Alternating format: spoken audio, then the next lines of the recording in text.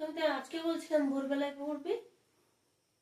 ভোরবেলায়, হ্যাঁ এটাও আবার ভুলে গেছি।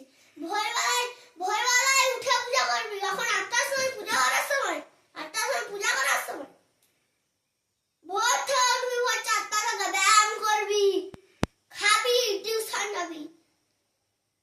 যেদিন দেরি হয়ে যাবে, 7:30 বাজছে, 7:30 বাজবে কেন? টিউশন যাইতে বেটু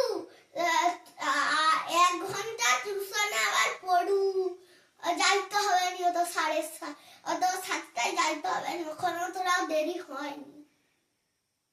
যখন দিদি ফোন করে বলবে যে আজকে তারা তো আসতে দেরি হইল কেন, পরীক্ষার সময় যদি একটু কম পাই, দিদি যদি বলে তার একটু আসতে দেরি হয় টিউশন পড়া করেনি টিউশনে, তখন মা বলবে হ্যাঁ তো সে তার যদি খাইতে 1 ঘন্টা সময় লাগে, সে যাবে কখন, পূজা করবে কখন? পূজাও তো একদিন করে যায়নি, আবার আমাকে করতে হয়। করিনি একক দিন না, তুই একক দিন করু। আমি একদিন করি, কালকে করলি, পরশুদিন করিনি, পরশুদিন শনিবার করিনি, কালকে করিনি পূজা, কালকে করিনি, শনিবারটা কালকে তো বাধ্যতামূলক করতেই হয়।